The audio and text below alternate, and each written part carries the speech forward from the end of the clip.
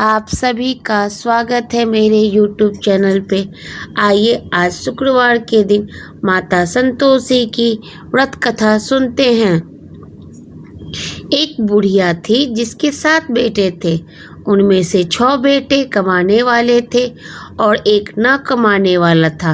वह बुढ़िया उन 6 को अच्छी रसोई बनाकर बड़े प्रेम से खिलाती और जो जूठा बच जाता वह 7वें बेटे को खिलाती। परंतु 7वां बेटा बड़ा भोला था, अतः मन में कुछ भी विचार नहीं करता था। एक दिन वह अपनी पत्नी से बोला, देखो मेरी माता को मुझसे कितना प्रेम है। उसने कहा, वह तुम्हें सभी भाइयों की जूठन खिलाती है, फिर भी तुम ऐसा कहते हो। चाहे तुम समय आने पर देख सकते हो। एक दिन बहुत बड़ा त्योहार आया। बुढ़िया ने 7 प्रकार के भोजन और चूरमे के लड्डू बनाए। 7वां लड़का यह बात जांचने के लिए सिर दुखने का बहाना बनाकर रसोई घर में ही सो गया और देखने लगा। माँ ने उन सभी भाइयों के लिए अच्छे आसन पर बिठाया और 7 प्रकार के भोजन और लड्डू परोसे। वह उन सभी को बड़े आग्रह खिला रही थी। जब वे छठों भाई उठ गए तो माँ ने उनकी थालियों से जूठन साफ की और उनमें से एक लड्डू बनाया। फिर वह 7वें लड़के से बोली, अरे रोटी खा ले। वह बोला, माँ मैं अब भोजन नहीं करूँगा, मैं तो परदेश जा रहा हूँ। माँ ने कहा, कल जाता है तो आज ही चला जा। वह घर से निकल गया। चलते समय उसे अपनी पत्नी की याद आई जो गौशाला में कंडे थाप रही थी। वह बोला, हम विदेश को जा रहे हैं, मेरे पास कुछ नहीं है। यह अंगूठी है, सो ले लो और मुझे अपनी कोई निशानी दे दो। वह बोली, मेरे पास क्या है, यह गोबर भरे हाथ है। यह कहकर उसने उसकी पीठ पर गोबर भरे हाथ की थाप मार दी। वह लड़का चल दिया। चलते समय वह दूर देश में पहुंचा। वहां एक व्यापारी की दुकान पर जाकर बोला, भाई मुझे नौकरी पर रख लो। व्यापारी को नौकर की ज़रूरत थी, अतः वह बोला, तनख्वाह काम देखकर देंगे, तुम रह जाओ। वह सवेरे 7 बजे से रात की 12 बजे तक नौकरी करने लगा। थोड़े ही दिन में सेठ का सारा लेन देन और हिसाब किताब करने लगा। सेठ के 7-8 नौकर और थे जो चक्कर खाने लगे। सेठ ने उसे 2-3 महीने में ही अपने आधे मुनाफे का हिस्सेदार बना दिया। 12 वर्ष में वह उस शहर का नामी सेठ बन गया और उसका मालिक उसके भरोसे काम छोड़कर कहीं बाहर चला गया। इधर उसकी औरत को सास और जेठानियां बड़ा कष्ट देने लगी। वे उसे लकड़ी लेने जंगल में भेजती, भूसे की रोटी देती, फूटे नारियल में पानी देती।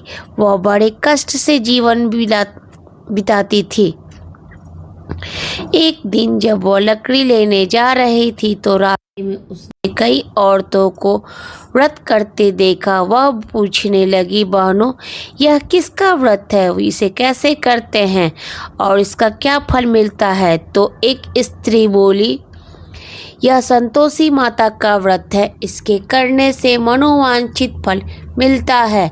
इससे गरीबी, मन की चिंताएं, राज के मुकदमे, कलह, रोग नष्ट होते हैं और संतान की प्राप्ति होती है। धन सुख मिलता है, प्रसन्नता, शांति, मनपसंद वर मिलता है। वह बाहर गए हुए पति के दर्शन होते हैं। उसने उसे व्रत करने की विधि बता दी। उसने रास्ते में सारी लकड़ियां बेच दी और गुड़ और चना ले लिया। उससे व्रत करने की तैयारी की। उसके सामने एक मंदिर देखा तो पूछने लगी, यह मंदिर किसका है? वह कहने लगी, यह मंदिर माता संतोषी का है। वह मंदिर में गई और माता के चरणों में लौटने लगी। वह दुखी होकर विनती करने लगी, हे माँ, मैं अज्ञानी हूँ, मैं बहुत दुखी हूँ, मैं तुम्हारी शरण में हूँ, मेरा सारा दुख दूर करो। माता को दया आ गई। एक शुक्रवार को उसके पति का पत्र आया और अगले शुक्रवार को पति का भेजा हुआ धन मिला।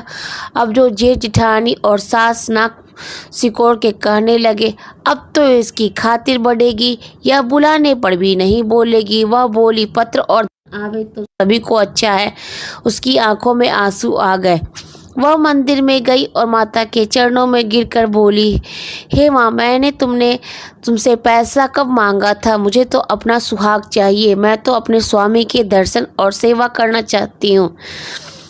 तब माता ने प्रसन्न होकर कहा, जा बेटी, तेरा पति आएगा। वह बड़ी प्रसन्नता से घर गई और घर का सारा काम काज करने लगी।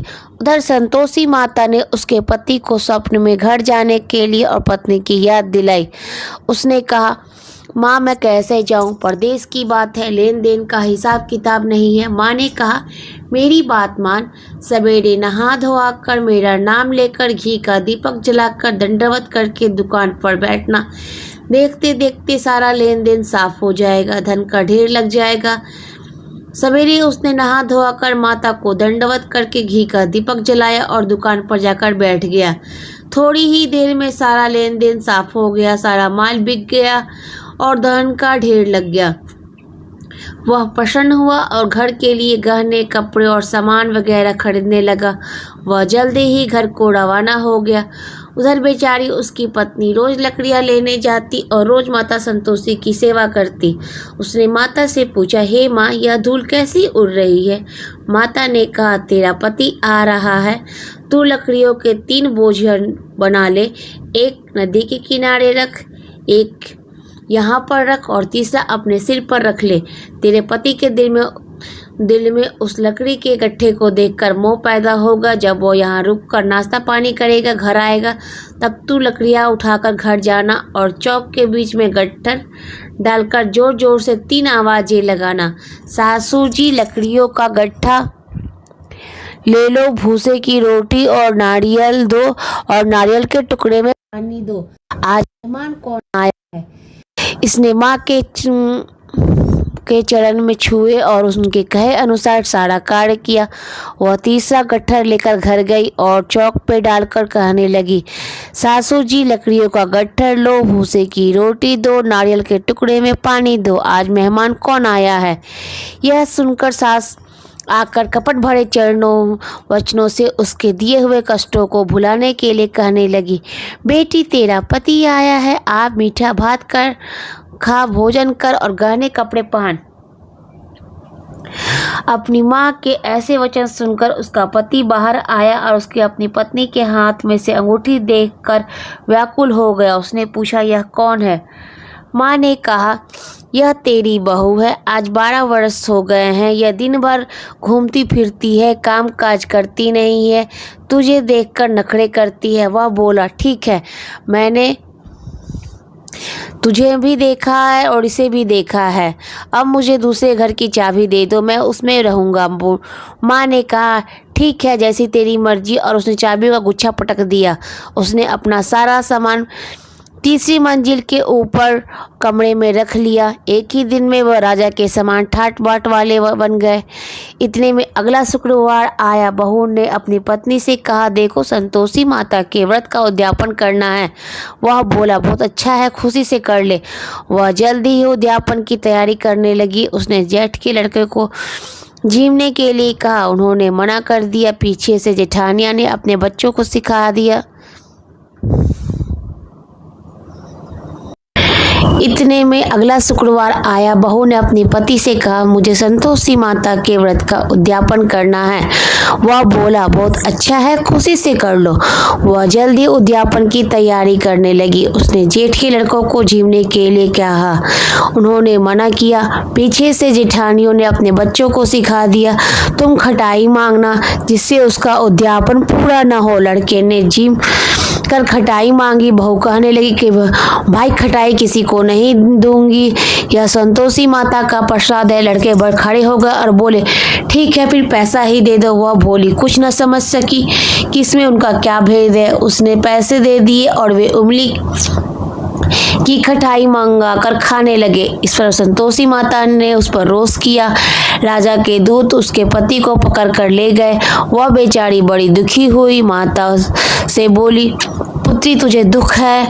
कितने अभिमान करके मेरा व्रत तोड़ा और जल्दी सब बातें भुला दी। कहने लगी, माता मेरा कोई अपराध नहीं है, मैंने भूल से उन्हें पैसे दे दिए। माँ मुझे क्षमा कर दो, दोबारा उद्यापन करूंगी। माता बोली, जा तेरा पति रास्ते में आता हुआ मिलेगा। उसने रास्ते में उसका पति मिला। उसके पूछने पर कहा राजा ने मुझे बुलाया था, मैं उससे मिलने गया था। वे फिर घर चले गए। कुछ दिनों बाद फिर शुक्रवार आया। अब दोबारा पति की आज्ञा से उद्यापन करने लगी। उसने फिर जेठ के लड़कों को बुलाया। जेठानियों ने फिर वही बात सिखा दी। लड़के भोजन की बात पर फिर खटाई मांगने लगे। उसने कहा खटाई भी कुछ नहीं मिलेगी, आना हो तो आओ। यह कहकर वह ब्राह्मणों के लड़कों को लाकर भोजन कराने लगी। यथाशक्ति उन्हें दक्षिणा दी। संतोषी माता से बड़ी प्रसन्न हुई। माता की कृपा से 9 महीने में उसे एक चंद्रमा के समान सुंदर पुत्र प्राप्त हुआ। अपने पुत्र को लेकर वह रोजाना मंदिर जाने लगी। एक दिन संतोषी माता ने सोचा वह रोज यहाँ आती है, आज मैं उसके घर चलूं, इसका सारा आसरा देखूं। यह सोचकर उन्होंने एक भयानक रूप बनाया। गुड़ व चने से सना मुख, ऊपर को सूंड के समान ओठ, झीम पर मक्खियां भिनभिना रही थी। इसी सूरत से वह उनके घर पर गई। देहली में पांव रखते ही उसकी सास बोली, देखो कोई डाकिन आ रही है, इसे भगाओ नहीं तो किसी को खा जाएगी। लड़के भागकर खिड़की बंद करने लगे। 7वें लड़की की बहू खिड़की से देख रही थी। वह वहीं से चिल्लाने, आज मेरी माता मेरे ही घर आई है। यह कहकर उसने अपने बच्चे को दूध पीना से हटा दिया। इतने में सास बोली, पगली किसे देखकर उतावली हो रही है, बच्चे को पटक दिया। इतने में संतोषी माता के प्रताप से वहां लड़के ही लड़के नजर आने लगे। वह बोली, सासू जी मैं जिनका व्रत करती हूँ यह वही संतोषी माता है। यह कहकर उसने सारी खिड़कियां खोल दी। सबने संतोषी माता के चरण पकड़ लिए और विनती करने लगे, हे माता हम मूर्ख हैं, अज्ञानी हैं, पापी हैं, तुम्हारे व्रत की विधि नहीं जानते। तुम्हारा व्रत भंग करके हमने बड़ा अपराध किया है। हे जगत माता आप हमारा अपराध क्षमा करें। इस पर माता उन सभी पर प्रसन्न हुई। बहू को जैसा फल दिया वैसा सबको देना माता। जय संतोषी माता।